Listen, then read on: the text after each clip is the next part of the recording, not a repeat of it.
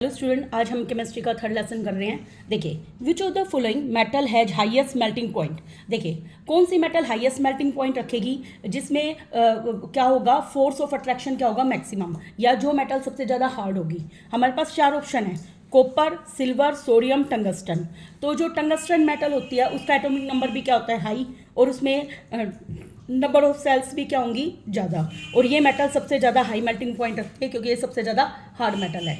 Next, the ability of metal to be drawn into thin wire. देखिए, हमें पता है, देखिए जब भी इस तरह के क्वेश्चन आए इसको बोलते हैं मैलिबिलिटी। थिन वायर, वायर होता है डक्टिलिटी, लेकिन डक्टिलिटी की सही डेफिनेशन हमें क्या देनी है, the ability of metal converting into thin wire by stretching.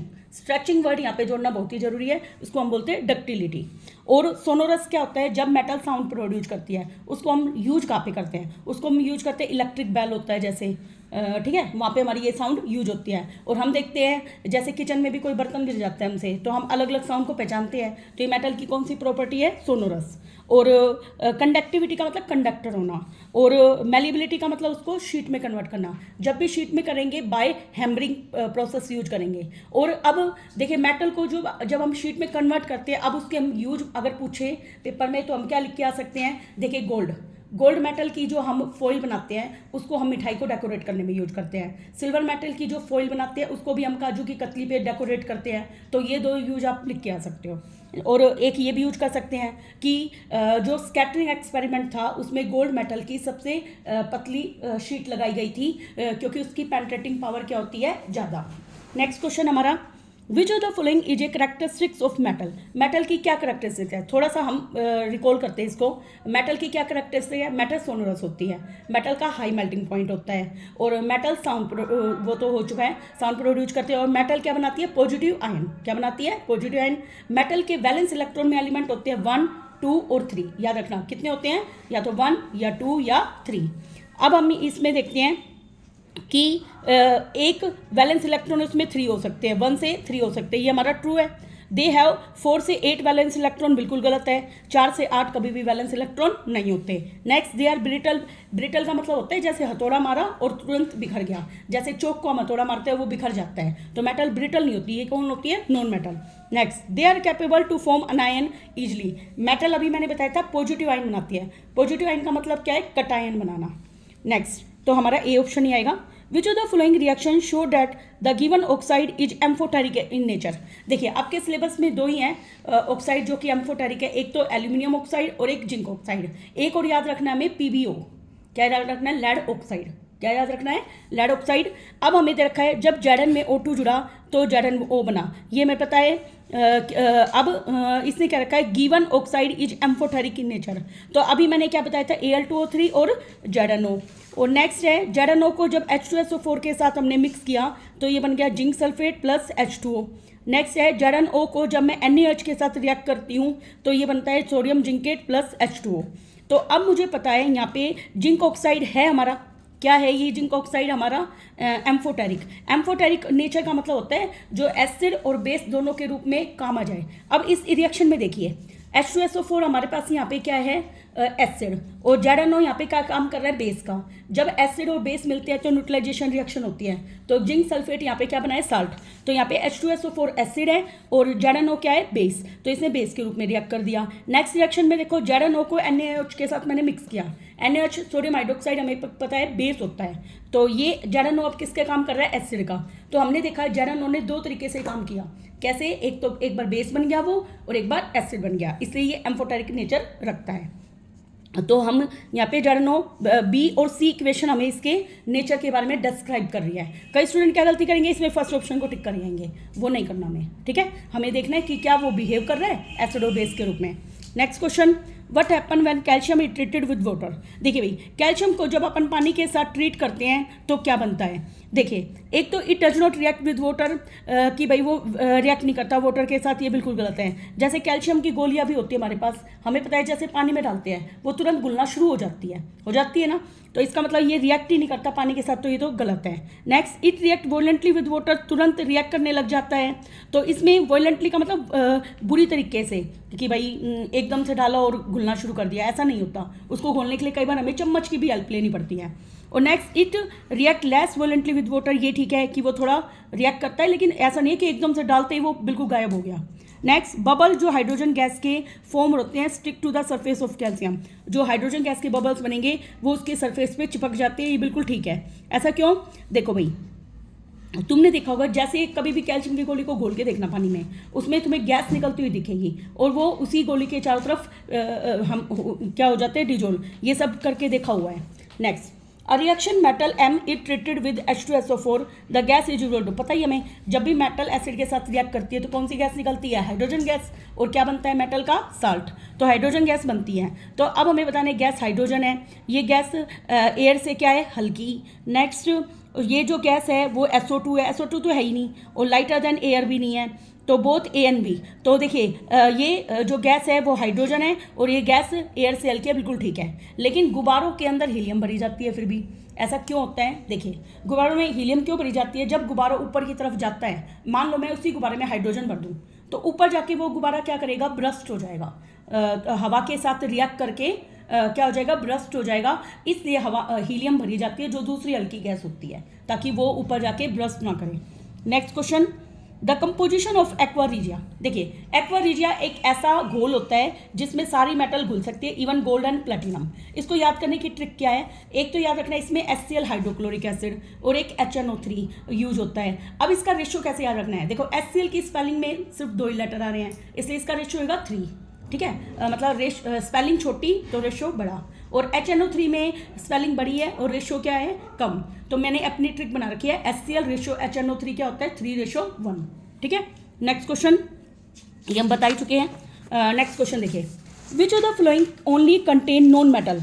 देखो नॉन मेटल किस में कंटेन होता है, नॉन मेटल में पता है कि एलिमेंट या तो 4 होंगे या 5 होंगे या 6 या 7 वैलेंस इलेक्ट्रॉन इतने होंगे। अब कार्बोहाइड्रेट किस किस का मिक्सचर है, कार्बन, हाइड्रोजन और oxygen.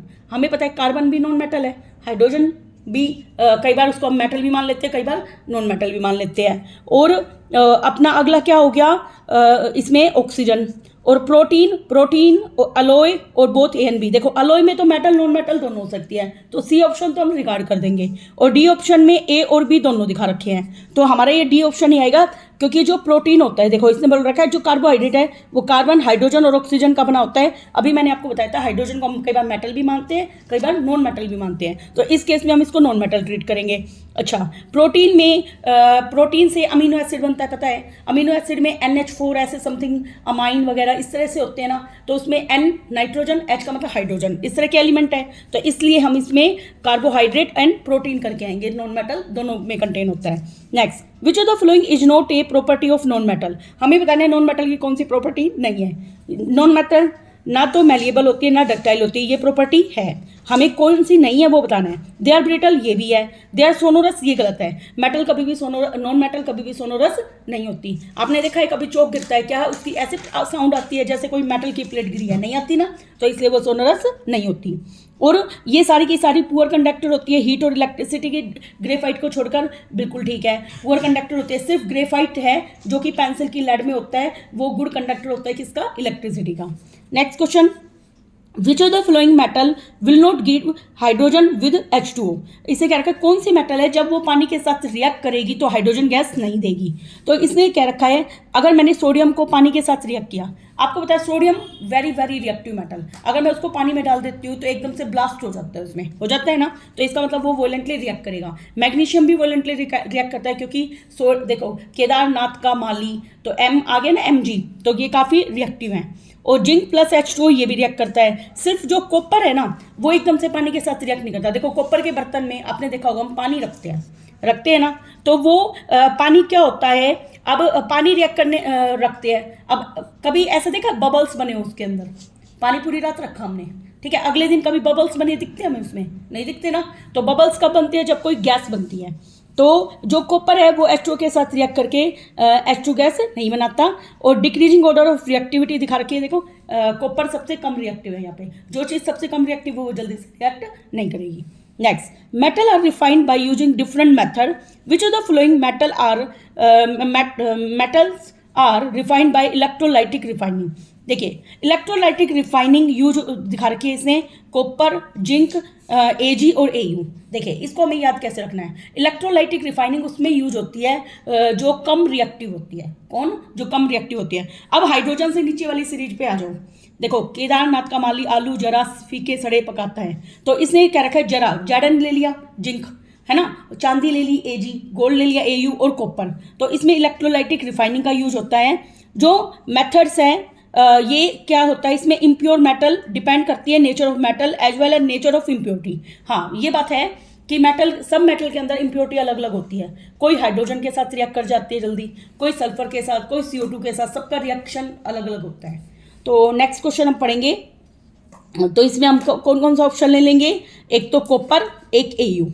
Next question, silver article become black on prolong exposure to air, this is due to the formation of. देखो भाई सिल्वर का मेटल है, सिल्वर की मेटल ऑक्सीजन के साथ रिएक्ट करके कभी भी जंग फॉर्म नहीं करती, वो सल्फर के साथ रिएक्ट करती है। सिल्वर की जंग का फॉर्मूला होता है Ag2S। क्या होता है? Ag2S। तो इसमें ऑप्शन नंबर सी आएगा। याद रखना, सिल्वर के ऊपर जंग कब लगती है, जब वो सल्फर डाइऑक्साइड के टच में होता है। किसके टच में? सल्फर डाइऑक्साइड के। नेक्स्ट हमारा देखो सॉरी हाइड्रोजन सल्फाइड के टच में दिखा रखा है। किसमें? Hydrogen sulphide. देखो हाइड्रोजन सल्फाइड कहाँ बनता है, जब अंडे सड़ते हैं ना, अंडे जब सड़ते हैं तो उसमें जो गैस निकलती है वो H2S होती है। याद रखना, अंडे जब सड़ते हैं तो उसमें गैस कौन सी निकलती है? H2S, hydrogen sulphide. जब उसके साथ रिएक्ट कर रहा है तो H2S बना है प्लस हाइड्रोजन गैस निकल गई। जो ये Ag2S बना है ये सिल्वर की जंग का फॉर्मूला है। ठीक है। नेक्स्ट क्वेश्चन, गैल्वेनाइजेशन एक मेथड है जिसमें हम आयरन को कोट करते हैं एक थिन लेयर से। अब देखो गैल्वेनाइजेशन प्रोसेस क्या होता है, आयरन की कोई चीज़ है, इतना बड़ा जहाज बना दिया हमने आयरन का, अब हमें पता है पानी में जाते वो रिएक्ट कर जाएगा ना, तो हम क्या करेंगे, उस पर दूसरे मेटल की परत चढ़ा देंगे इलेक्ट्रिसिटी की हेल्प से। उसी को हम क्या बोलते हैं? गैल्वेनाइजेशन। इसमें हम मैक्सिमम क्या चढ़ाते हैं? जिंक मेटल की परत चढ़ा देते हैं, तो इसलिए जिंक वाला ऑप्शन आएगा। अलोय, अलोय किसका मिक्सचर है? अलोय एक एलिमेंट तो हो नहीं सकता, एलिमेंट वो होता है जो अकेला हो, अकेला तो है ही नहीं। कंपाउंड है, कंपाउंड भी नहीं है क्योंकि इसका फिक्स फॉर्मूला नहीं होता। नेक्स्ट है होमोजीनियस मिक्सचर। होमोजीनियस मिक्सचर का मतलब जैसे स्टील है आपके घर में, आपने देखा है कहाँ पे लोहा है, कहाँ पे कार्बन है, देखा है कभी? अलग अलग नहीं देखते ना हम, तो इसका मतलब वो कैसा है? Homogeneous mixture. Next, that is the only metal that exist as liquid at room temperature. Mercury, जो कि थर्मामीटर में हम फिल करते हैं। आजकल मरकरी का यूज क्यों नहीं करते थर्मामीटर में? क्योंकि मरकरी टॉक्सिक होती है, इसलिए आजकल क्या यूज करते हैं? डिजिटल का। क्योंकि कई बार मरकरी देखो कांच में होता है वो थर्मामीटर में मरकरी, तो कई बार वो ब्रेक हो जाता है तो बच्चों के मुंह में जा सकती थी, इसलिए उसको आजकल रिप्लेस कर दिया गया है। The element having a tendency dash electron are called non metal. अब देखो नॉन मेटल कैसी आयन बनाती है? नेगेटिव। अब उसके ऊपर नेगेटिव चार्ज कब आएगा? जब वो इलेक्ट्रॉन को गेन करेगी, इसलिए वो नेगेटिव बनाएगी। The most abundant metal in the earth crust is. Abundant metal का मतलब है बहुत ज़्यादा पाए जाने वाली मेटल। ऐसी मेटल जो धरती की क्रस्ट के अंदर पाई जाती है वो होती है aluminium. Next, removal of gangue from the ore. Gangue क्या होती है? जितनी भी इंप्योरिटी मेटल के ऊपर प्रेजेंट होती है उसको हम गैंगू बोलते हैं। तो ओर में जो गैंगू प्रेजेंट होता है उसको क्या बोलते हैं? कंसंट्रेशन ऑफ ओर, कि उसमें ओर कितनी है। कंसंट्रेशन का मतलब वो कितनी अमाउंट में है। The best conductor of heat are silver and gold. ये बिल्कुल सिल्वर और गोल्ड बेस्ट कंडक्टर हैं। ये फॉल्स क्यों है? क्योंकि सिल्वर और कॉपर है, वरना गोल्ड का ज़्यादा यूज होता ना।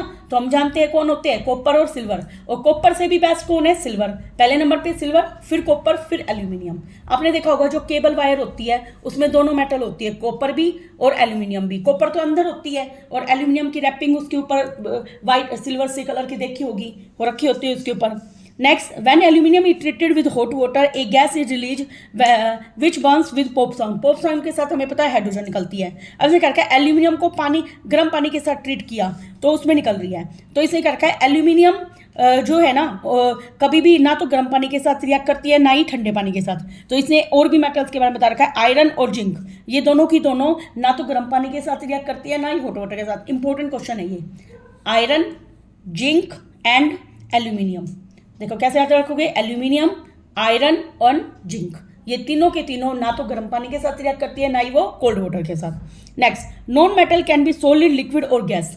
ये बात ट्रू है क्योंकि मेटल तो जनरली मैक्सिमम सॉलिड में पाई जाती है और नॉन मेटल तीनों में एग्जिस्ट करती है, solid, liquid, gas. Example carbon, graphite, ये क्या है? Solid example.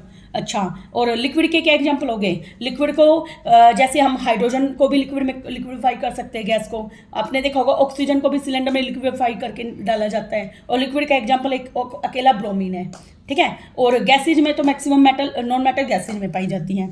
Next, metal high in reactivity series are obtain by roasting and refining of ore. इसने क्या कहा है, देखो जो हाईली रिएक्टिव है उसको रोस्टिंग करने की जरूरत नहीं है, उसको सिर्फ क्या करते हैं वो देखो हाईली जो रिएक्टिव मेटल होती है वो टॉप मोस्ट पे होती है, जैसे सोडियम, देखो केदार के, नाथ Na, का Ca, माली Mg, ये सारी की सारी क्या है, highly reactive metals.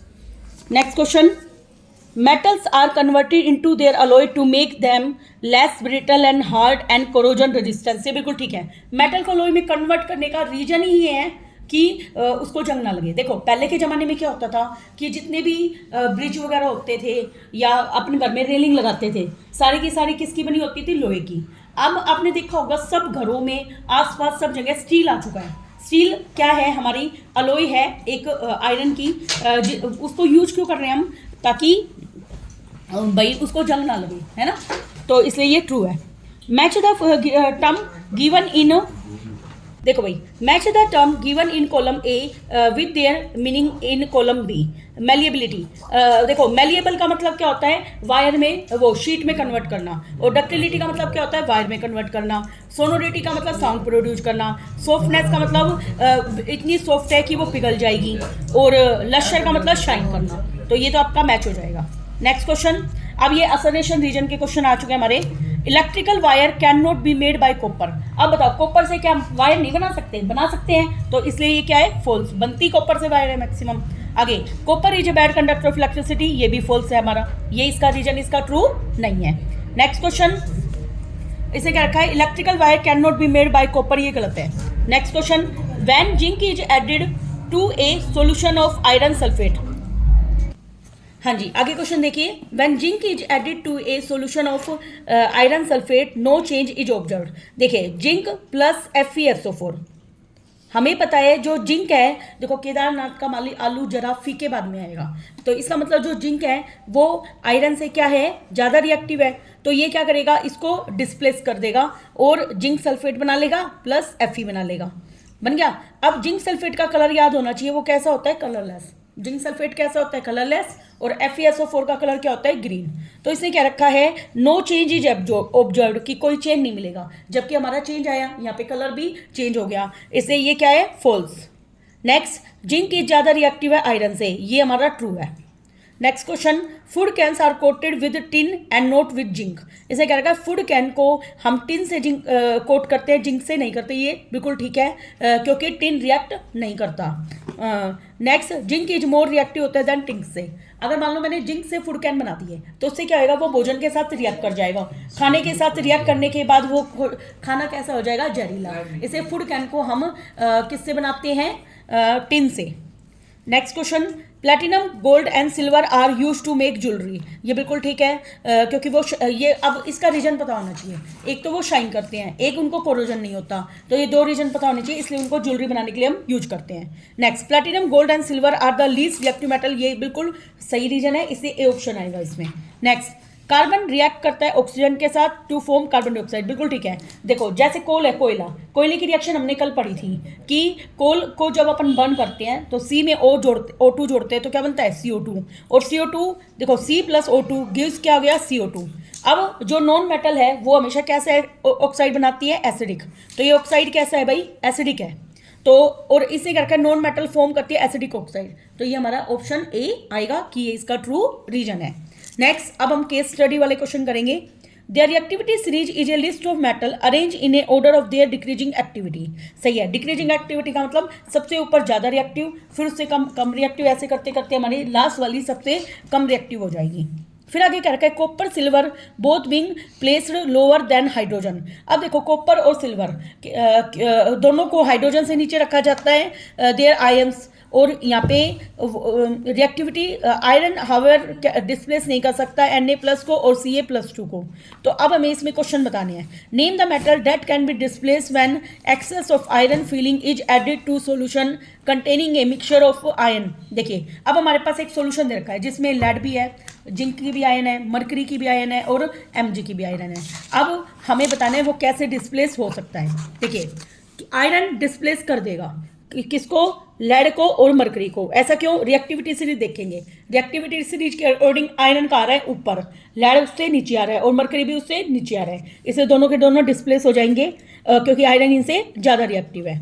Next question, zinc is use in galvanisation of iron and not copper. Zinc से हम आयरन के मेटल पे परत चढ़ाते हैं, कॉपर से क्यों नहीं चढ़ाते, क्योंकि जो कॉपर है वो आयरन से क्या होता है, ज़्यादा रिएक्टिव होएगा। तो इसे कहेगा zinc deposit over its surface, zinc get corroded and not iron. देखो भाई इसे क्या रखा है, जिंक को अगर मैं आयरन के ऊपर चढ़ा देती हूँ तो वो उसके ऊपर गैल्वेनाइजेशन प्रोसेस से हमने डिपॉजिट कर दिया। Zinc as corroded and not iron, zinc को जंग लग जाएगी, आयरन को जंग लग जाती है, जिंक को नहीं लगती। But copper is place below iron and therefore does not participate the corrosion. अब देखो ये जो कॉपर है वो पार्टिसिपेट नहीं करता कोरोजन में, तो आयरन इज कोरोडेड और रस्टेड, और आयरन को क्या करती है, जंग लग जाती है, इसलिए हम कॉपर का यूज नहीं करते। कॉपर का यूज क्यों नहीं करते, देखो रिएक्टिविटी सीरीज देखो, केदार नाथ का माली आलू जरा फीके सड़े पकाता है, क्यूट हैरी आएगा और पिटेगा। हम ये करते हैं, केदार का के, नाथ का Na, का कैल्शियम, माली का Mg, आलू का Al, जिंक का Zn, फीके का Fe, सड़ा का Sn, पकाता के लिए Pb, है के लिए हाइड्रोजन, क्यूट के लिए Cu, हैरी के लिए Hg, आएगा के लिए Ag और के लिए Au और प्लेटिनम के लिए Pt। अब देखो यहाँ पे zinc use in galvanisation, zinc कहाँ पर आ रहा है हमारा, ऊपर। अब जिंक आयरन से क्या है, ज़्यादा रिएक्टिव है, ज़्यादा रिएक्टिव है तो वो आयरन के ऊपर जगह ले लेगा और आयरन को, और हमारा जो कॉपर है वो नीचे है, तो इसे क्या रखा है, copper is place below the iron, देखो नीचे आयरन से, and therefore does not participate the corrosion. ये कॉपर है वो कोरोजन में पार्टिसिपेट नहीं करेगा, जबकि जिंक पार्टिसिपेट करेगा। Next question, 5 ml each of concentrated HCl HNO3 and a mixture of concentrated HCl and concentrated HNO3 were taken in a test tube में ले लिए A B C में। A small piece of metal इसमें डाल लिया test tube में। हमने देखा कि टेस्ट ट्यूब A और B में तो कोई चेंज नहीं हुआ, लेकिन जो मेटल है ना टेस्ट ट्यूब C में घुल गई, तो वो हमें बताना है। देखो हमें पता है जो हैवी मेटल्स है वो सिर्फ एक्वा रीजिया में घुलती है, तो इसका रीजन क्या है, जो C टेस्ट ट्यूब है उसमें क्या है, aqua regia. Next question, name the 2 metal which will displace hydrogen from dilute acid. अब हमें 2 मेटल बतानी है जो हाइड्रोजन को डिस्प्लेस कर दे। देखो हाइड्रोजन को डिस्प्लेस कौन करेगा, जो उससे ज़्यादा रिएक्टिव होगा। तो हम रिएक्टिविटी सीरीज में देखें तो जिंक और मैग्नीशियम दोनों हाइड्रोजन से ज़्यादा रिएक्टिव है, तो हम इसमें ऑप्शन करेंगे जिंक एंड मैग्नीशियम, याद रखना इनको।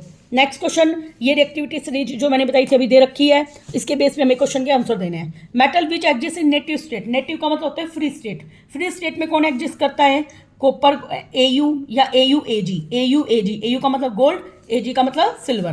Next question, the method is use to extract metal present at the top of series will be. हमें पता है टॉप ऑफ सीरीज में जो मेटल है वो ज़्यादा रिएक्टिव है, जो ज़्यादा रिएक्टिव है वो एटमॉस्फेयर में जो ऑक्सीजन है ना उसके साथ भी रिएक्ट कर जाएगी, तो वो ऑक्सीजन के साथ रिएक्ट कर जाती है। रिएक्ट करने के बाद इसको इलेक्ट्रोलाइट रिडक्शन करते हैं, जैसे कौन हो गया हमारा, सोडियम, मैग्नीशियम, कैल्शियम। देखिए सोडियम पोटाशियम, सोडियम, कैल्शियम, ये दोनों जल्दी से ऑक्सीजन के साथ रिएक्ट कर जाएगी, तो इनका क्या करेंगे हम, electrolytic reduction with the help of carbon. Next, name the metal which react with steam but not hot water. हमें वो मेटल के नाम बताने जो भाप के साथ तो रिएक्ट करते हैं लेकिन गर्म पानी के साथ रिएक्ट नहीं करते, उन मेटल के नाम याद रखना, ये मोस्ट इंपॉर्टेंट क्वेश्चन है। एल्यूमिनियम, जिंक और आयरन, ये बार बार यूज हो रहे हैं, एल्यूमिनियम, जिंक और iron. Next question, what happen when calcium react with nitric acid. मान लो कैल्शियम ने नाइट्रिक एसिड के साथ रिएक्ट कर लिया, रिएक्ट करने के बाद ये बनाता है कैल्शियम नाइट्रेट। क्या बनाता है, कैल्शियम नाइट्रेट और die nitrogen monoxide and water. क्या बनाता है, डाई नाइट्रोजन का मतलब N2O, एंड डाई नाइट्रोजन है ना तो N2O बनाएगा। क्या बनाएगा, N2O, और वाटर का मतलब H2O।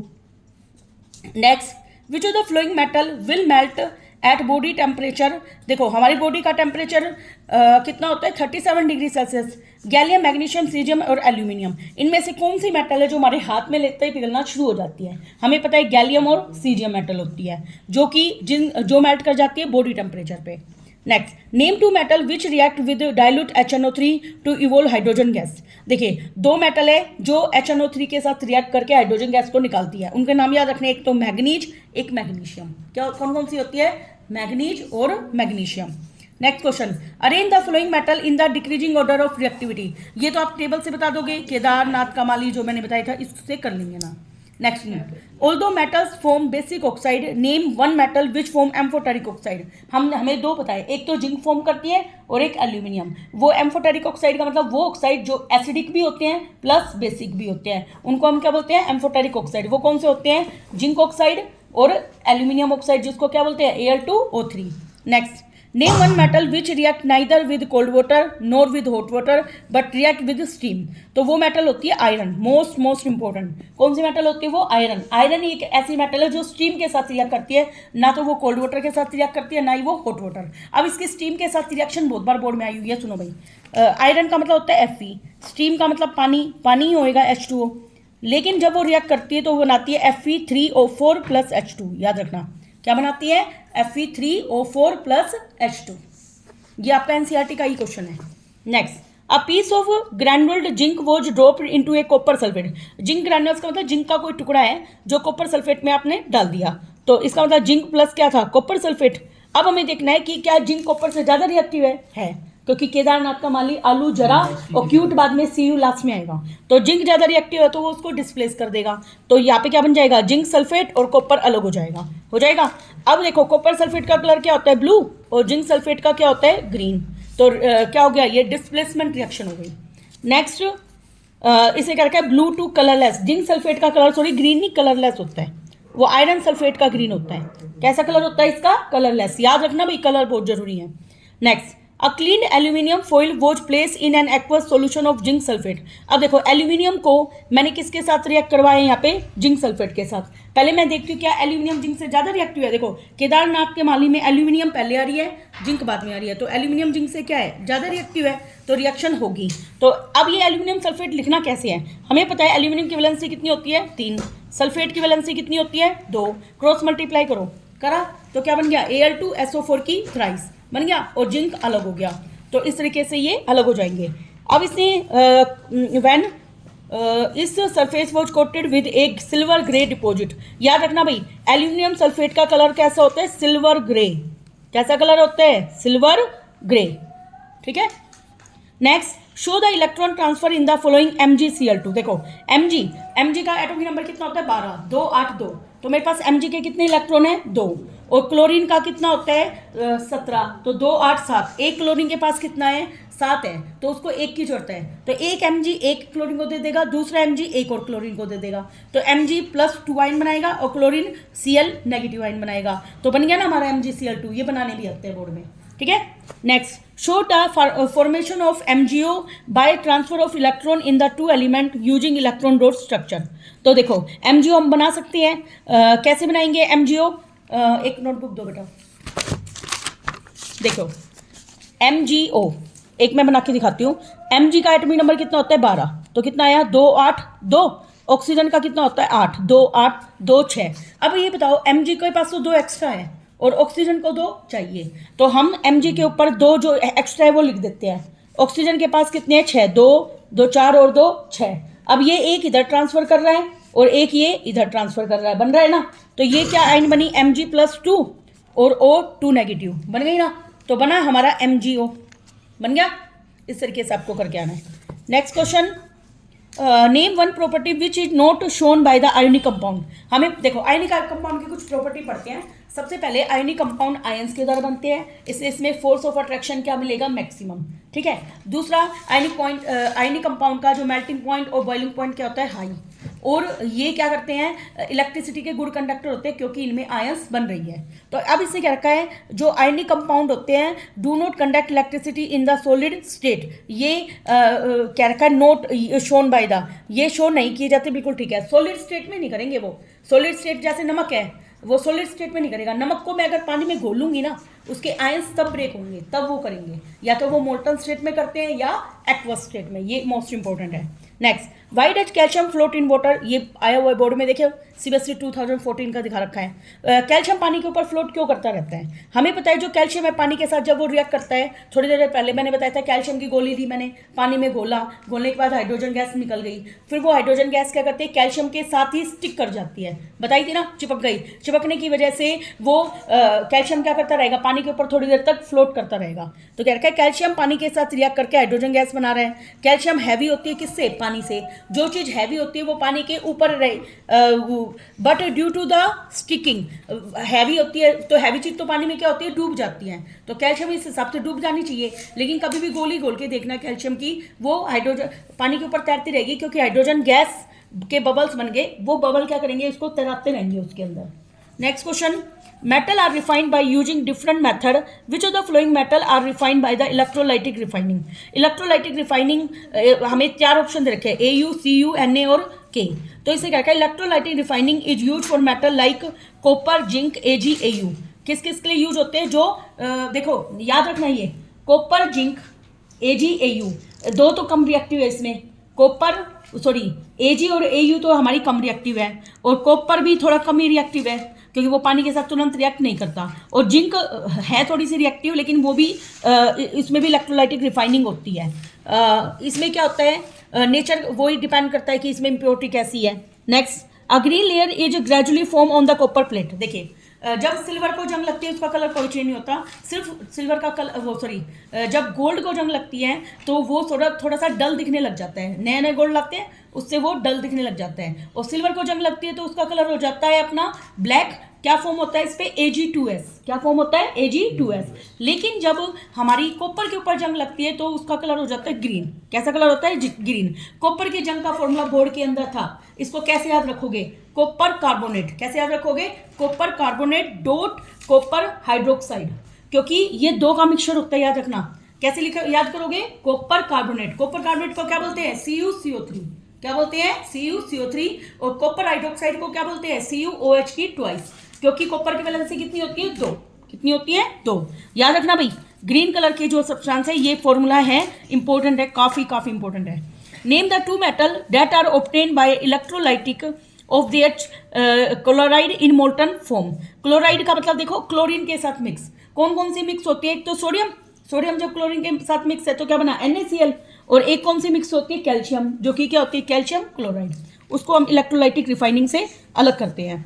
आगे, what is mean by 22 carat gold का क्या मतलब है? इसमें इसका मतलब है इसमें 22 पार्ट तो प्योर गोल्ड के हैं और 2 पार्ट अदर मेटल्स के हैं। उस अदर मेटल में कोई कॉपर डाल देता है, कोई गोल्ड वो चांदी डाल देता है, कोई अदर मेटल्स का भी यूज कर सकता है। ठीक है, आजकल आपने देखा होगा रोज गोल्ड भी आता है ना, गोल्ड के काफ़ी टाइप्स आते हैं, चांदी में भी रोज गोल्ड आने लग गया, रोज सिल्वर आने लग गया। तो प्योर जो गोल्ड होता है 24 कैरेट का, कभी भी वो ज्वेलरी बनाने में क्यों यूज नहीं होता, क्योंकि वो इतना सॉफ्ट होता है, उससे ज्वेलरी नहीं बन सकती, वो लिक्विड फॉर्म में होता है pure gold. Next, can rusting of iron nail occur in distilled water. इसे क्या रहेगा, डिस्टिल्ड वाटर। क्या डिस्टिल्ड वाटर में आयरन होती है, नहीं होती।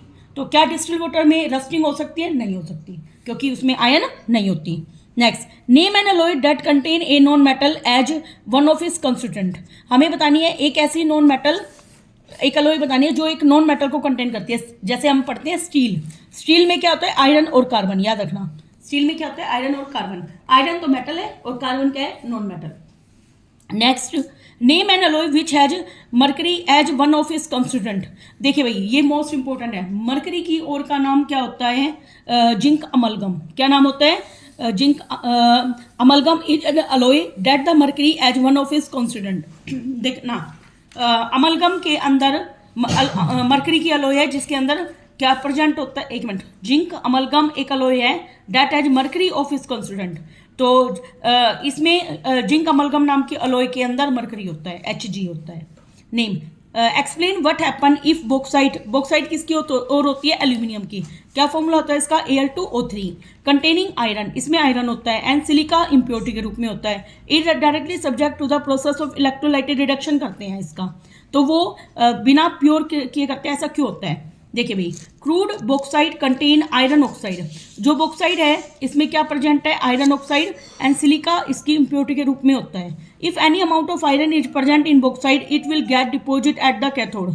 अब देखो, अगर इसमें आयरन प्रेजेंट है, जब इलेक्ट्रोलाइटिक रिफाइनिंग करूंगी मैं इसकी, तो सारा का सारा कापी जमा हो जाएगा वो कैथोड पे, क्योंकि कैथोड का चार्ज क्या होता है, नेगेटिव, और आयरन कैसी आयन बनाता है, Fe+2। तो पॉजिटिव चीज किसकी तरफ अट्रैक्ट होगी, नेगेटिव की तरफ। और because iron is less electro positive होता है एल्यूमिनियम से, और एल्यूमिनियम का क्या चार्ज होता है, Al+3, और आयरन का होता है Fe+2। तो यहाँ पे चार्ज किसके ऊपर जाता है, एल्यूमिनियम के ऊपर, और आयरन के ऊपर चार्ज क्या है, Fe+2, इसलिए आयरन पहले जाके डिपॉजिट होएगा, वरना तो डिपॉजिट दोनों हो सकते थे, एल्यूमिनियम भी और आयरन भी, लेकिन डिपॉजिट कौन होएगा, आयरन, क्योंकि उसका चार्ज क्या होता है, कम, चार्ज के ऊपर डिपेंड करेगा ये। नेक्स्ट क्वेश्चन हमारे, देखो हमारे PYQ पूरे हो चुके हैं, अब हम सारे CBSE के आए हुए शॉर्ट टाइप के क्वेश्चन करेंगे। देखिए, explain the reaction of different metal with hot water, cold water and steam. Most important, याद रखना। देखो, अब हमें बताने वो मेटल बतानी है जो पानी के साथ रिएक्ट करती है। मैंने बताया था हाईली रिएक्टिव मेटल पानी के साथ तुरंत रिएक्ट कर जाती हैं, जैसे सोडियम। सोडियम मैंने पानी के साथ रिएक्ट किया तो क्या बनाया, सोडियम हाइड्रोक्साइड, और H2 गैस निकल गई। और हॉट वाटर के साथ करती है Mg ने गर्म पानी के साथ रिएक्ट किया, वही बेस बना रही है मैग्नीशियम हाइड्रोक्साइड, और हाइड्रोजन गैस निकल गई। स्टीम के साथ करता है आयरन, याद रखना, थोड़ी देर पहले बताया था, ना तो आयरन कोल्ड वाटर के साथ रिएक्ट करता है, ना ही वो हॉट वाटर के साथ रिएक्ट करता है। आयरन रिएक्ट करता है ओनली स्टीम के साथ। किसके साथ रिएक्ट करता है, ओनली स्टीम के साथ। जब FeH2O के साथ रिएक्ट करेगा तो ये बनाएगा Fe3O4। क्या बनाएगा, Fe3O4। देखिए, इसमें हम ये वाला याद रखेंगे, ये वाला, बाकी ये दो नहीं करने में। क्या याद रखेंगे, Fe में H2O जुड़ा तो क्या बनेगा, Fe3O4 + H2। ये Fe3O4 जो बनेगा वो सॉलिड होगा, स्टेट में कैसा होगा, सॉलिड। नेक्स्ट, गोल्ड और सिल्वर तो कभी भी किसी भी पानी के साथ रिएक्ट नहीं करते, चाहे वो गर्म हो, ठंडा हो, या भाप के रूप में हो, ठीक है, वो किसी के साथ भी रिएक्ट नहीं करते। नेक्स्ट, चेस्टा अ 10th क्लास स्टूडेंट वो आस्क्ड टू आइडेंटिफाई, एक लड़की है, उसको आइडेंटिफाई करने के लिए कहा कि आयरन, कॉपर, जिंक और एल्यूमिनियम।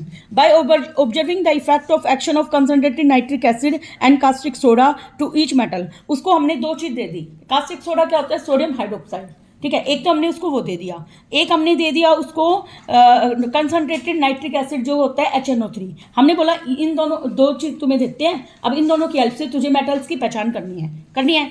अब वो कैसे मेटल्स की पहचान करेगी, देखिए, इसे क्या रखा है, no action of concentrated nitric acid, action of caustic alkali और इन्फ्रेंस। इसे क्या रखा है, आयरन दोनों के साथ रिएक्ट नहीं कर रहा। आयरन ना तो नाइट्रिक एसिड के साथ रिएक्ट करता है, ना ही कास्टिक सोडा के साथ रिएक्ट करता है। मोस्ट इंपॉर्टेंट, आयरन दोनों के साथ रिएक्ट नहीं कर रहा। नेक्स्ट, अगला है कॉपर जब नाइट्रिक एसिड के साथ रिएक्ट कर रहा है, मोस्ट इंपॉर्टेंट, ये रिएक्शन पिछले लेसन में भी थी। जब कॉपर ने HNO3 के साथ रिएक्ट किया तो वो कौन सी गैस निकाल रहा है, NO2। कैसी गैस निकाल रहा है, NO2, जिसका कलर क्या था, ब्राउन। क्या कलर था, ब्राउन। जिंक भी जब नाइट्रिक एसिड के साथ रिएक्ट कर रहा है वो भी NO2 गैस निकालता है। कौन सी निकालता है, NO2। लेकिन अल्कली के साथ भी जिंक रिएक्ट करके हाइड्रोजन गैस निकाल रहा है। अल्कली का मतलब NaOH। जब जिंक NaOH के साथ रिएक्ट करता है तो वो सोडियम जिंकेट बनाता है। क्या बनाता है, sodium zincate, Zn, Na2O Zn, ऐसे कुछ बनाया था उसने, मैं सीधे यहाँ पे लिख देती हूँ, सोडियम जिंकेट बनाएगा। क्या बनाएगा, sodium zincate plus hydrogen gas निकलेगी। नेक्स्ट हमें बताना है एल्यूमिनियम कभी भी नाइट्रिक एसिड के साथ रिएक्ट नहीं करता, लेकिन वो सोडियम हाइड्रोक्साइड के साथ रिएक्ट करके हाइड्रोजन गैस बनाता है। ये आपको याद रखना है सारे पॉइंट्स, ठीक है। नेक्स्ट क्वेश्चन देखिए, state the property utilise in the following. Graphite को इलेक्ट्रोड बनाने में क्यों यूज करते हैं, क्योंकि जो ग्रेफाइट है वो गुड कंडक्टर ऑफ इलेक्ट्रिसिटी होता है। क्या होता है वो, good conductor of electricity.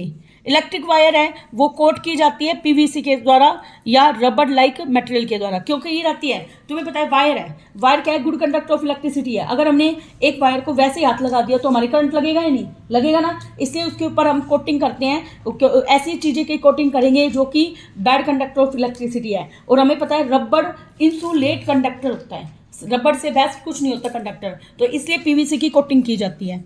Next, metal alloy are use for making bell and steering of musical instrument. Metal alloy को क्यों यूज करते हैं? देखो अलॉय इसलिए यूज करने लग गए, मेटल एक तो साउंड वाली चाहिए कि साउंड प्रोड्यूस करनी चाहिए, म्यूजिकल इंस्ट्रूमेंट में भी साउंड का काम है, बेल में भी साउंड का काम है, और अलॉय किस लिए यूज चाहिए? ताकि उनको जंग ना लगे, बार बार उनको रिप्लेस ना करना पड़े। नेक्स्ट क्वेश्चन अपना, a student was given Mg, Zn, Fe and copper, he puts each of them dilute HCl। अब देखो इसको डाइल्यूट HCl के साथ रिएक्ट करवाना है और क्या क्या ऑब्जर्वेशन मिली।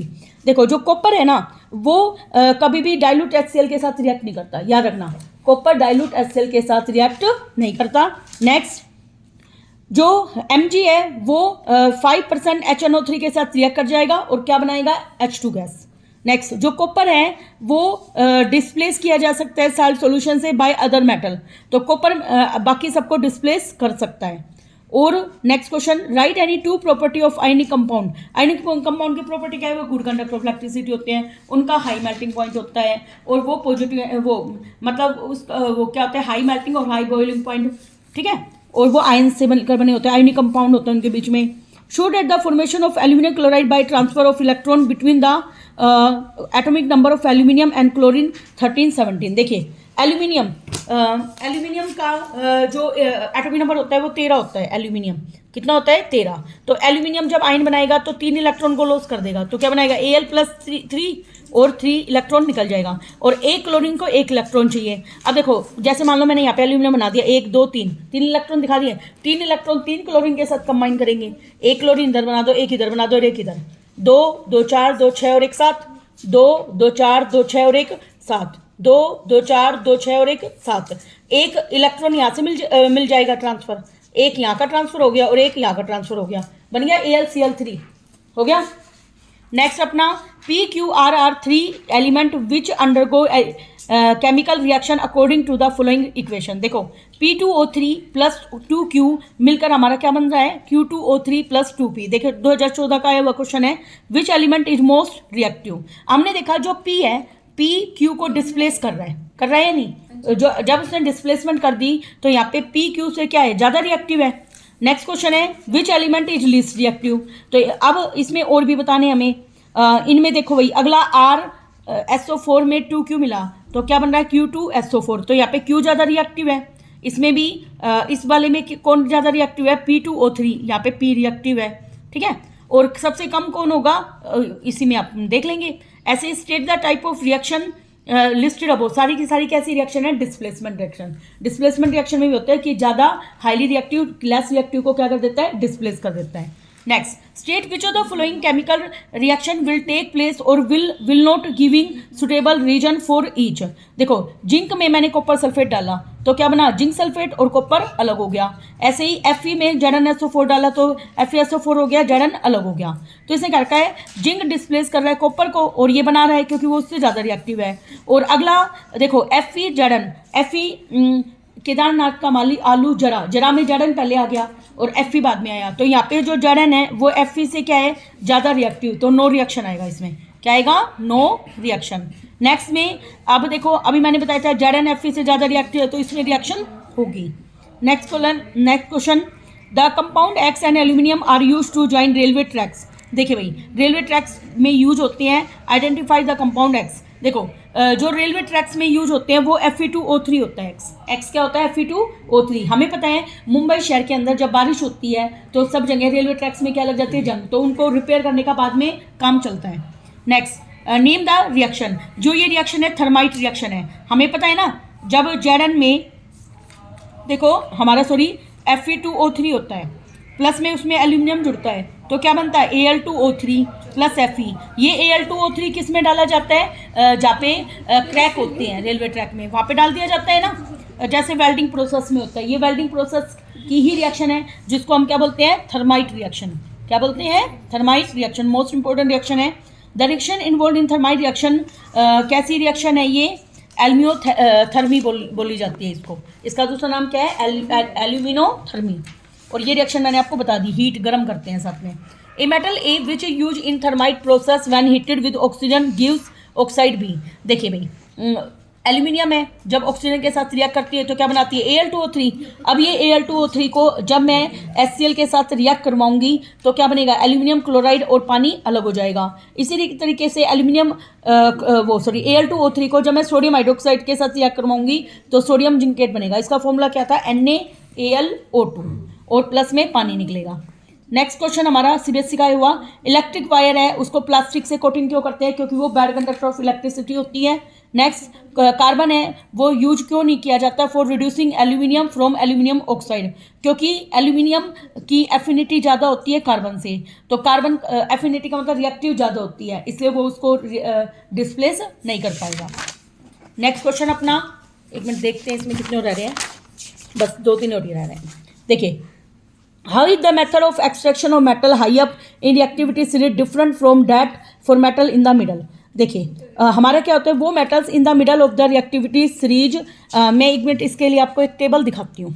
देखिए ये हमारी टेबल है रिएक्टिविटी सीरीज की। जो ऊपर वाली मेटल होती है वो ज़्यादा रिएक्टिव होती है। देखिए सोडियम से लेकर एल्यूमिनियम तक की जो मेटल्स हैं वो इलेक्ट्रोलिसिस प्रोसेस से की जाती है। कब, क्योंकि ये ज़्यादा हाईली रिएक्टिव मेटल है ना, तो ये एटमॉस्फेयर में क्लोरीन प्रेजेंट होता है और ऑक्सीजन प्रेजेंट होता है। क्लोरीन प्रेजेंट होता है तो ये मेटल क्लोराइड बनाएगी, ऑक्सीजन प्रेजेंट होता है तो मेटल ऑक्साइड बनाएगी। इससे इसको इलेक्ट्रिसिटी प्रोसेस से हम अलग करेंगे। अगला हमारी जो बीच वाली बच गई, जिंक से लेकर कॉपर तक वाली, कौन सी, जिंक से कॉपर, इसको सिर्फ हम कार्बन डाल के रिड्यूस कर देंगे। किससे, क्योंकि ये सिर्फ ऑक्सीजन के साथ रिएक्ट करती है, तो क्या डाल देंगे, ओनली कार्बन। कार्बन डालते ही वो अलग हो जाएगी। और अगला जो कॉपर और मरकरी वाली है, कॉपर और मरकरी जो है ना वो सल्फर के साथ मिक्स होती है और वो हवा में सल्फाइड के साथ और बनाती है, तो इसको कुछ डालने की जरूरत नहीं है, सिर्फ गर्म कर दो। क्या कर दो, गर्म। तो कॉपर और मरकरी याद रखना, कॉपर और मरकरी को सिर्फ गर्म करना पड़ता है। और जो हमारा Ag, Au और प्लेटिनम बच गए वो फ्री स्टेट में पाई जाती है, इससे इनको ऐसे अलग करने की जरूरत नहीं पड़ेगी। याद रखना, सबसे ऊपर की हम इलेक्ट्रोलिसिस प्रोसेस करते हैं और बीच वाली को हम कार्बन से अलग करते हैं। सिर्फ केवल 2 मेटल हैं, कौन सी अपनी, एक तो होती कॉपर और एक मरकरी, जो सल्फर के साथ मिक्स रहती है, तो इसको सिर्फ गर्म करना पड़ता है। क्या करना पड़ता है, ओनली गर्म, तो उससे वो अलग हो जाएगी। अब देखो 1-2 रिएक्शन देख लो यहाँ पे जो अलग हुई है। आपके पास ये दिखा रखी है जिंक कार्बोनेट, ये वाली बहुत, कैल्सिनेशन प्रोसेस बहुत ज़्यादा पूछा गया है। देखो कैल्सिनेशन प्रोसेस वो प्रोसेस होता है जिसमें, देखो याद रखने की trick, calcination carbonate, calcination carbonate, C से कैल्सिनेशन, सी से कार्बोनेट। तो कैल्सिनेशन प्रोसेस वो है जिसमें कार्बोनेट वाली ओर को, कार्बोनेट का फॉर्मूला क्या होता है, CO3, मतलब ऐसी मेटल जो CO3 के साथ रिएक्ट कर जाएगी, उस ओर को गर्म किया जाता है, स्ट्रोंगली हीटेड। स्ट्रोंगली का मतलब बहुत ज़्यादा गर्म करना पड़ेगा, किसकी, इन अब्सेंस ऑफ एयर, मतलब एक ऐसी क्लोज भट्टी में डाल के रखेंगे जिसके अंदर हवा नहीं पहुंच पा रही है ना, बंद कंटेनर में डालेंगे हम, in absence of air to convert into metal oxide. तो सबसे पहले इसको मेटल ऑक्साइड में कन्वर्ट करेंगे, और ये जिंक कार्बोनेट का ही ज़्यादा आता है पेपर में। देखो जिंक कार्बोनेट है, उसको कैल्सिनेशन प्रोसेस से पहले मैंने क्या कर दिया, जिंक ऑक्साइड में कन्वर्ट कर दिया। कौन सी गैस निकल गई, CO2 गैस। अब इस जिंक ऑक्साइड को अलग करने के लिए इसमें कार्बन डाल दो। क्या डाल दो, कार्बन। कार्बन डालते ही जिंक अलग हो जाएगी और कार्बन मोनोऑक्साइड गैस बनेगी। कई बच्चे CO2 कराएंगे, याद रखना कौन सी बनेगी, कार्बन मोनोऑक्साइड। ठीक है, ये वाली रिएक्शन ही बहुत ज़्यादा पूछी गई है, इसलिए मैंने बताया है। नेक्स्ट हम करते हैं रोस्टिंग, क्योंकि ये लगभग आएंगे ही बोर्ड में। रोस्टिंग और कैल्सिनेशन जरूर देखने को मिल सकता है। रोस्टिंग वो प्रोसेस है जिसमें सल्फाइड की ओर, देखो कैल्सिनेशन का क्या याद करवाता है, सी से कैल्सिनेशन, सी से कार्बोनेट। ठीक है, कार्बोनेट की ओर को अलग किया था, कार्बोनेट की ओर अलग कर दिया, ऑक्साइड मिल गया, फिर उसमें कार्बन डाल दिया। ठीक है, अब हम करेंगे रोस्टिंग। देखो उसमें अब्सेंस ऑफ एयर था, इसमें प्रेजेंस ऑफ एयर होएगा। क्या होएगा, प्रेजेंस ऑफ एयर, और सेम वही मेटल ऑक्साइड में कन्वर्ट करना है। तो हमारे पास जिंक सल्फाइड है। अब देखो जिंक दोनों तरीके से काम कर रहा है, कार्बोनेट के साथ भी रिएक्ट कर रहा है और सल्फर के साथ भी। जब जिंक सल्फर के साथ रिएक्ट है तो इसका मैंने रोस्टिंग प्रोसेस किया, ऑक्सीजन की प्रेजेंस जी है ना, ऑक्सीजन के साथ रिएक्ट करवाया, तो क्या बना, जिंक ऑक्साइड और SO2 सल्फर डाइऑक्साइड, जो कि दम घोटू गैस होती है, काफ़ी सफोकेटिंग होती है, वो अलग हो जाएगी। अलग हो गई। अब हम इसको वैसे ही सेम कार्बन के साथ रिएक्ट करवाएंगे ताकि जड़न अलग हो जाए और कार्बन मोनोऑक्साइड अलग हो जाए। और कार्बन मोनोऑक्साइड क्या होती है, जहरीली गैस होती है जो शरीर में हीमोग्लोबिन में ऑक्सीजन को बांधे नहीं रहने देती। जब हम अपन बंद कमरे में अंगीठी जला के छोड़ देते हैं ना, तब हमारे लंग्स ऐसे ही खराब होते हैं। ठीक है, इससे वो बंद कमरा नहीं रहना चाहिए। नेक्स्ट थर्माइट रिएक्शन मैं आपको बता ही चुकी हूँ। अगला हम करेंगे, देखिए हाँ, ये मैंने ये बता दिया और अगला है extraction of less reactive metal. जो लेस रिएक्टिव मेटल थी उसको हम केवल गर्म करते हैं। जैसे मरकरी का एग्जांपल बोला था मैंने, मरकरी और कॉपर का बोला था। मरकरी किसके साथ मिक्स है, मैंने बताया था सल्फर के साथ मिक्स होती है। HGS को O2 की प्रेजेंस में किया, रोस्टिंग प्रोसेस से रोस्टिंग प्रोसेस किया तो HGO अलग हो गया और SO2 अलग हो गई। इसे HGO को अब गर्म करना पड़ेगा, सिर्फ गर्म करते ही लिक्विड रूप में मिल जाएगा हमें और ऑक्सीजन अलग हो जाएगी। ऐसे ही कॉपर का ऐसे, ठीक है। तो इसमें हमने कौन सा प्रोसेस यूज किया, रोस्टिंग। एक इलेक्ट्रोलाइटिक रिफाइनिंग कॉपर की मोस्ट बार बार रिपीट होने वाली एक्टिविटी है बोर्ड के अंदर। देखिए कॉपर की इलेक्ट्रोलाइटिक रिफाइनिंग, इसमें हम क्या करेंगे, एनोड मड क्या होती है ये बहुत पूछा गया है। एनोड मड क्या होती है, नीचे जो एनोड रोड के नीचे जो इम्प्योरिटी प्रेजेंट होती है ना, उसको हम क्या बोलते हैं, एनोड मड। अब तुमने देखा है यहाँ पे जो भी मेटल की रिफाइनिंग करनी है उसकी इम्प्योर मेटल ले ली, ठीक है। उसको हमने किसके रूप में लेते हैं, याद रखना ये क्वेश्चन आया था कि इम्प्योर मेटल को हम कौन सा इलेक्ट्रोड बनाते हैं, पॉजिटिव इलेक्ट्रोड, मतलब एनोड बनाते हैं। इम्प्योर मेटल का हम क्या बनाते हैं, एनोड। क्या बनाते हैं, एनोड, जो कि क्या होता है, एक पॉजिटिव इलेक्ट्रोड। फिर उसको हमने क्रैक कर दिया तो इम्प्योर मेटल, जो ये एनोड है ना इम्प्योर मेटल का, वो तो पतला होता जाएगा रिएक्शन होने के बाद, और जो कैथोड है वो मोटा होता जाएगा। तो मतलब इस वाले प्लेस में हमें प्योर मेटल मिलती जाएगी और इससे इम्प्योर अलग होती जाएगी। सोल्यूशन में आएंगे, सोल्यूशन से यहाँ पे पहुँच जाएंगे कॉपर। तो इस तरीके से होता है ये, और इसकी रिएक्शन है ये। कैथोड के ऊपर क्या होगा, Cu+2 2 इलेक्ट्रॉन को गेन कर लेगा और कॉपर जमा होता जाएगा। तो कैथोड रोड हमारी तरफ क्या होती जाएगी, मोटी, क्योंकि कैथोड बिल्कुल प्योर कॉपर की आएगी। और ये एनोड पे 2 इलेक्ट्रॉन निकलेंगे और ये सॉल्यूशन में जाते जाएंगे, आ जाएंगे सॉल्यूशन के अंदर। नेक्स्ट देखो आगे, देखो ये एक टेबल भी दिखा रखे हैं यहाँ पे, है ना। Highly reactive metal, pure metal, और ये कार्बोनेट और सल्फाइड और कार्बोनेटेड में कैल्सिनेशन यूज होता है, सल्फाइड और में रोस्टिंग यूज होता है। मेटल ऑक्साइड में कार्बन के साथ रिड्यूस कर देते हैं और इसमें सल्फाइड और होती है, ठीक है। ये हमारी पूरी टेबल भी है। देखिए अगला क्वेश्चन है, metal x which is use in thermite process में जो यूज होती है और जब उसको ऑक्सीजन के साथ हीट करते हैं तो वो वाई देती है, जिसका नेचर कैसा होता है, एम्फोटेरिक। तो एक्स और वाई को आइडेंटिफाई करना है और बैलेंस केमिकल इक्वेशन बतानी है। देखिए वो जो मेटल है थर्माइट रिएक्शन में यूज होती है वो होती है एल्यूमिनियम, और जो वाई बनता है वो होता है एल्यूमिनियम ऑक्साइड। देखिए Al2O3 को मैंने HCl के साथ रिएक्ट करवाया तो क्या बना, एल्यूमिनियम क्लोराइड और पानी अलग हो गया। इसी तरीके से Al2O3 को जब मैं किसी बेस के साथ रिएक्ट करवा रही हूँ, देखो ये एसिड है और Al2O3 अब क्या काम कर रही है, बेस का। Base plus acid neutralisation reaction होगी, साल्ट और वाटर बन गया। अब यहाँ पे NaOH क्या है हमारे पता है, ये क्या होता है, बेस। तो अब ये रिएक्ट करेगी एसिड के रूप में, किसके रूप में रिएक्ट करेगी, एसिड में। एसिड में बेस जुड़ा तो क्या बना, सोडियम एल्यूमिनेट, जिसको हम एक साल्ट बोलते हैं, प्लस पानी निकला। What is mean by the electrolytic reduction, क्या होती है। इलेक्ट्रोलाइटिक रिडक्शन में मेटल को एक्सट्रैक्ट किया जाता है इलेक्ट्रिसिटी की हेल्प से। Sodium obtain by the electrolysis of their molten chloride. देखिए मैंने बताया था मोल्टन क्लोराइड के रूप में प्रेजेंट होती है ये। जैसे कैथोड के ऊपर क्या रिएक्शन हुई, इलेक्ट्रोलाइटिक रिडक्शन है, तो इसमें कैथोड एनोड का यूज होगा। कैथोड के ऊपर, कैथोड का चार्ज क्या होता है, नेगेटिव, तो पॉजिटिव आयन इसके ऊपर अट्रैक्ट होगी, वो वहाँ से एक इलेक्ट्रॉन गेन करके अन्य बना देगी।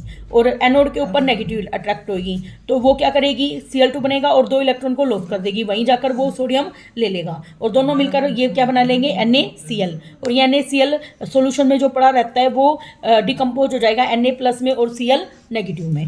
Next question, what happen when zinc carbonate is heated in presence of oxygen. देखो ये मैंने बताया था अभी थोड़ी देर पहले, जब हीट के प्रेजेंस में करेंगे तो ZnO+CO2 बनेगा। और कॉपर और सल्फर डाइऑक्साइड कैसे प्रोड्यूस होते हैं, देखिए Cu2O क्यूप्रस ऑक्साइड में Cu2S दोनों के मिक्सचर को अब हमें गर्म करना है। जब मैंने दोनों के मिक्सचर को गर्म किया तो कॉपर अलग ऑब्टेन होगी और SO2 गैस बनेगा। मोस्ट इंपॉर्टेंट है ये वाला, दोनों मिक्सचर को जब हीट करते हैं बिल्कुल ईजी है, कॉपर अलग हो जाएगी और SO2 अलग हो जाएगी। During extraction of metal electrolytic refining use होती है प्योर मेटल को ऑब्टेन करने के लिए। तो कौन सा मटेरियल है जो एनोड और कैथोड में यूज होता है सिल्वर मेटल को इस प्रोसेस में करने के लिए। देखिए एनोड इम्प्योर ब्लॉक, मैंने बताया था जिस मेटल को तुम्हें प्योर बनाना है उसी का इम्प्योर चीज लेते हैं, तो इसमें इम्प्योर लेंगे हम सिल्वर मेटल का। और कैथोड में थिन पतली स्ट्रिप बन जाती है सिल्वर मेटल की। नेक्स्ट है अपना सजेस्ट ए सुटेबल इलेक्ट्रोलाइट के बारे में बताना है। एक्वस सॉल्यूशन यहाँ पे कौन होएगा, सॉल्यूशन भी उसका लेंगे जिसका हमें प्योर बनाना है, तो यहाँ पे AgNO3 का लेंगे क्योंकि सिल्वर को हमें अलग करना है। नेक्स्ट अपना, in this electrolytic cell where do we get pure silver, pure silver कैसे प्राप्त होती है। देखो Ag प्लस और एक इलेक्ट्रॉन गेन किया तो Ag मिल गई यहाँ पे, और ये प्रोसेस मैं थोड़ी देर पहले बता ही चुकी हूँ आपको। नेक्स्ट क्वेश्चन अपना देखिए, हम ये क्वेश्चन और करेंगे, सोडियम क्लोराइड को आयनिक कंपाउंड क्यों बोलते हैं, which does not conduct electricity in solid state में तो करता ही नहीं है, ये कब करता है, मोल्टन और एक्वस में करता है। तो नेक्स्ट क्यों बोलते हैं, क्योंकि आयन में डिपॉजिट हो जाएगा Na+ और Cl नेगेटिव, जब या तो वो मोल्टन में होगा या पानी में घोल बनाएंगे तब। रिएक्टिविटी ऑफ एल्यूमिनियम डिक्रीज करती है as it dip in nitric acid, तो देखो जब उसको मैंने नाइट्रिक एसिड में डिप कर दिया तो उसमें क्या बन गया, एल्यूमिनियम ऑक्साइड, नई चीज़ बन गई। तो इस वजह से नाइट्रिक एसिड एक स्ट्रॉन्ग ऑक्सीडाइजिंग एजेंट है, तो वो क्या करेगा, एल्यूमिनियम ऑक्साइड को आगे जंग लगने से रुकेगा, इस वजह से उसकी रिएक्टिविटी क्या हो जाएगी, कम। Next, metal like calcium and magnesium कभी भी फाउंड नहीं की जाती फ्री स्टेट में इन नेचर में, ऐसा क्यों है, क्योंकि वो मोस्ट रिएक्टिव मेटल होती है, ठीक है। तो वो किसी ना किसी के साथ कंबाइन करती रहती है, या तो वो ऑक्सीजन के साथ कंबाइन कर लेती है या अदर गैसेज के साथ, इससे वो फ्री स्टेट में पाई नहीं जाती, वो कंपाउंड स्टेट में पाई जाती है। Next question, generally no hydrogen gas evolve होती है जब मेटल रिएक्ट करती है डाइल्यूट HNO3 के साथ, ये बात सच है।